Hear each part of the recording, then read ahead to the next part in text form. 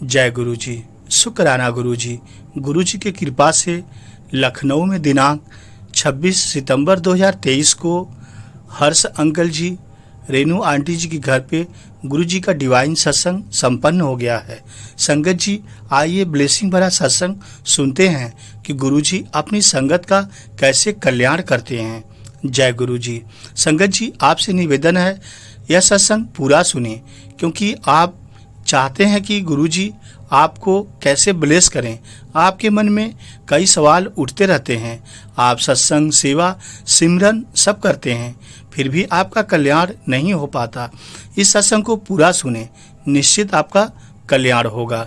जय गुरु जी। शुक्राना गुरु जी। संगत जी, आपसे निवेदन है चैनल सब्सक्राइब कर लीजिए। इस चैनल पर गुरु जी के ओरिजिनल सत्संग सुनने को, देखने को आपको मिलेगा। मैं जुगनू प्रसाद। जय गुरु जी। सत्संग शुरू करते हैं। जय गुरु जी। अपने गुरु की महानता का वर्णन करने का मुझ में सामर्थ्य नहीं है, क्योंकि मात्र शब्द उनकी अद्वितीय दिव्यता के लिए अपर्याप्त है, तथा उनकी आज्ञा से आदर और प्रेम से भरे कुछ शब्दों में उन्होंने अपनी कृपा से हमें कैसे धन्य करा है, यह अनुभव आपके साथ बांट रही हूँ। जय गुरु जी। संगत जी, जीवन के अस्तित्व का मार्ग मोक्ष प्राप्ति की कामना के समान है। जो अपने जीवन की बागडोर अपने गुरु को समर्पित कर देते हैं, उनके लिए यह सरल हो जाता है। वास्तव में हम मार्गदर्शक न होकर केवल अनुयायी हैं। संगत जी, मेरा जन्म एक जट सिख परिवार में हुआ था। मेरे परिवार में आनंद, सुख, समृद्धि, शिक्षा और अनुशासन किसी का अभाव नहीं था। अपने बचपन से मैं अपने दादा से बहुत प्रभावित रही हूँ, जो सदा धर्म और ईश्वर में विश्वास रखते आए हैं। सहने सहने एक गुरु की महिमा प्राप्त करने का विचार मेरे मन में घर कर गया। संगत जी, मेरा विवाह भी एक जट सिख परिवार में हुआ। मेरे पति 3 कन्याओं के बाद परिवार में आए थे। इस कारण उन्हें अत्यधिक स्नेह प्राप्त हुआ और उनकी आदतें बिगड़ गई। उनकी सब मांगें पूरी कर दी जाती थी। मद्यपान उनकी सबसे बड़ी समस्या थी, जिसके कारण वह परिवार की उपेक्षा करते और स्वयं कोई उत्तरदायित्व उठाने को तैयार भी नहीं थे। संगत जी, हर लड़की का स्वप्न सुखी दाम्पत्य जीवन होता है, और मैं कोई अपवाद नहीं थी। पर जब परिवार का पालक ही नशे में डूबा रहे, शराब पीता रहे, किसी के बस में कुछ नहीं रहता। रोज की छोटी मोटी समस्याएं भी अजेय लगती है। कंधों पर परिवार का बोझ और मेरी दुखी अवस्था ने शीघ्र ही मेरा जीवन नर्क बना दिया। संगत जी, उन्हीं दिनों मेरे दादा घर आए। मेरे अंदर ठहरा हुआ दुखों का बांध मानो टूट गया और उन्हें विश्वास हो गया कि मेरी सहायता होनी चाहिए। मैंने भीगी आंखों से उन्हें बताया कि मुझे पूर्ण गुरु की आवश्यकता है।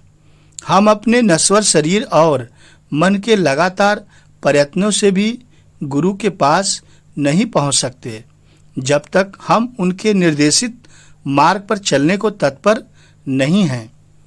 ऐसी अवस्था आने पर गुरु स्वयं हमें अपने समीप बुलाने का सहज मार्ग निकाल लेते हैं। संगत जी, कुछ समय के बाद मेरी माँ मुझे गुरुजी के पास ले गई। गुरुजी के यहाँ पहुँचते ही मुझे गुलाबों की पुष्पों की सुगंध आई। उन्हें देखकर मेरी आंखों में पानी भर गया।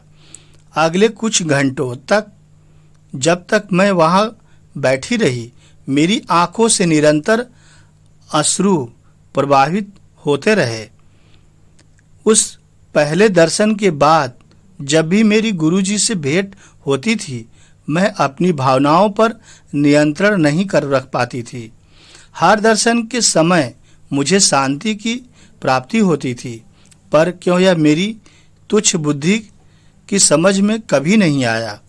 संभवतः मेरे आंसू मेरी अंतर आत्मा को स्वच्छ कर रहे थे। संगत जी, इसी बीच मेरे पति ने और अधिक मद्यपान शराब पीना शुरू कर दिया था। वह अपने उत्तरदायित्व को बिल्कुल भूलकर पैसे जल की भांति बहाने लगे।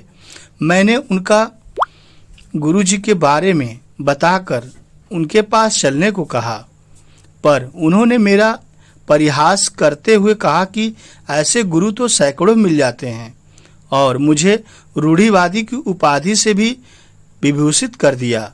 साथ ही मेरा गुरुजी के दर्शन करने का भी अनुमोदन नहीं किया। संगत जी, नवंबर 1999 के आसपास उनका संयुक्त राष्ट्र की ओर से लेबनान स्थानांतरण हो गया। वहां पर उनकी नशे की आदत और बढ़ गई और गंभीर हो गई, और उसी समय उनको यकृत सूत्र रोग लीवर सिरोसिस से पीड़ित घोषित किया गया। मेरे ऊपर तो दुखों का पहाड़ ही संगत जी टूट पड़ा। चिकित्सक के अनुसार उनके यकृत ने काम करना बंद कर दिया था और बता दिया गया कि अगले 2 वर्षों में उन्हें दूसरे यकृत की आवश्यकता भी पड़ेगी। संगत जी, इतने कम समय में किसी दाता को ढूंढना असंभव था।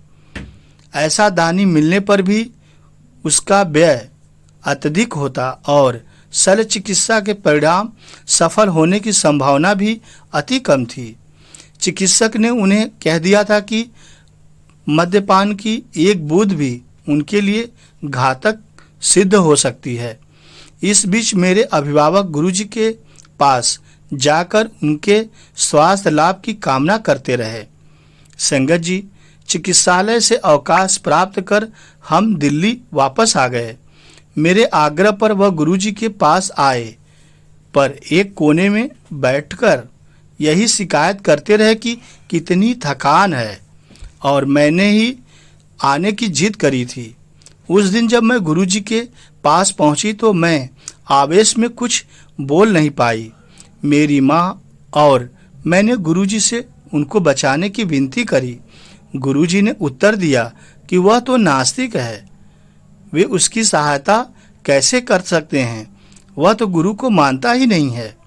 संगत जी, उसके बाद मैं गुरुजी के पास अकेली ही जाती रही, क्योंकि मेरे पति साथ आने को तत्पर नहीं थे।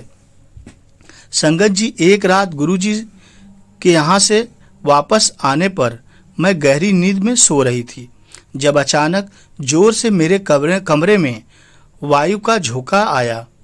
भय के कारण मैं बिस्तर पर उठ कर बैठ गई और आंखें बंद कर अपनी प्रार्थना करने लगी। मुझे अंधेरे को चीरत श्वेत प्रकाश का आभास हुआ, जो मेरे मस्तक तक आ रहा था। उस श्वेत के प्रकाश के मध्य में गुरुजी की आकृति थी। उन्होंने कहा कि वह अब मेरे पति को ठीक करेंगे। ऐसी बातें मेरी गुरुजी से होने लगी। गुरुजी की आकृति मेरे सामने बन चुकी थी। अगले 10 से 15 मिनट तक शल्य कक्षा के सामने गंध आती रही। उसके बाद जब सब साफ हो गया तो गुरुजी ने कहा कि उन्होंने मेरे पति को स्वस्थ कर दिया है। उसके बाद संगत जी मैं सो गई। उस दिन को बीते हुए कुछ 6 वर्ष हो गए हैं, परंतु मेरे पति ने अपने नशे की आदत बनाए रखी है। मेरे परिवारगण और मैं विस्मित थे, चिंतित थे कि चिकित्सकों के कथन के विपरीत उनका स्वास्थ्य बना हुआ है और गुरुजी कैसे उनकी दिन रात देखभाल कर रहे हैं। मेरे पति भी गुरुजी द्वारा दिए गए जीवन दान के लिए उनके आभारी हैं। संगत जी, इस संसार के समस्त ग्रंथों के अनुसार मनुष्य के जन्म से पूर्व ही उसकी मृत्यु की तिथि का निर्धारण हो जाता है और कोई भी उसे एक श्वास अधिक या कम नहीं कर सकता है, किंतु उसके कर्मों को समाप्त करने का सामर्थ्य केवल सर्वोच्च सृजनकर्ता के पास है। गुरुजी ही इस ब्रह्मांड के संचालक हैं। वह श्रेष्ठ शक्ति हैं जिन्होंने मेरे जीवन की कथा को पुनः लिखा है। संगत जी, मैं और मेरे परिवार वालों ने अनगिनत बार गुरुजी से सहायता की गुहार लगाई है और यह अनुभव किया है कि अचानक ही सब कुछ ठीक हो गया है, जैसे किसी ने कोई जादुई छड़ी घुमा दी हो। संगत जी, एक बार मुझे गुरुजी के पास अपनी आधा दर्जन से अधिक सहेलियों को ले जाने का सौभाग्य प्राप्त हुआ। उनसे मैं गुरुजी के गुणों का वर्णन करती आई थी। अपनी संकीर्ण विचारधारा के अनुसार मैंने उनसे गुरुजी से कुछ नहीं मांगने का निवेदन किया था, यद्यपि यह मेरे आचरण के प्रतिकूल था। गुरुजी के चरण स्पर्श करते समय उन्होंने मेरे मन के भाव पढ़ते हुए बताया कि सब ने उनसे कुछ न कुछ विनती करी थी। उन्होंने सबकी मनोकामना पूर्ण कर दी। संगत जी बहुत ही दयालु हैं। संगत जी गुरुजी, संगत जी उनके पास से कोई भी खाली हाथ नहीं लौटता है। संगत जी व्यापारी को गुरुजी समृद्धि देते हैं और संगत जी रोगी को गुरुजी स्वास्थ्य देते हैं, लाभ देते हैं और संगत जी गुरुजी विद्यार्थी को विद्या देते हैं। कुछ को उनको आशीष का आभास तुरंत हो जाता है, कुछ को शेष अनभिज्ञ रहते हैं, कुछ दिनों बाद उनको ब्लेसिंग मिलता है। संगत जी गुरुजी के स्नेह की कोई सीमा नहीं है। आस्तिक या नास्तिक सबको उनकी दया प्राप्त होती है। गुरुजी कभी भेदभाव नहीं करते। गुरुजी कोई मांग नहीं करते, वह कोई आश्वासन नहीं लेते, पर उनकी दिव्य अभिभूति धीरे धीरे आपको परिवर्तित कर देती है। संगत जी प्रतिदिन याचक अपने दुख लेकर उनके दर्शन के लिए बड़े मंदिर आते हैं और उनकी कृपा उन पर मेघों से ढके हुए नम आकाश को चीरकर चमकते हुए सूर्य की भांति गुरुजी का ब्लेसिंग सभी संगत पर बरसता है।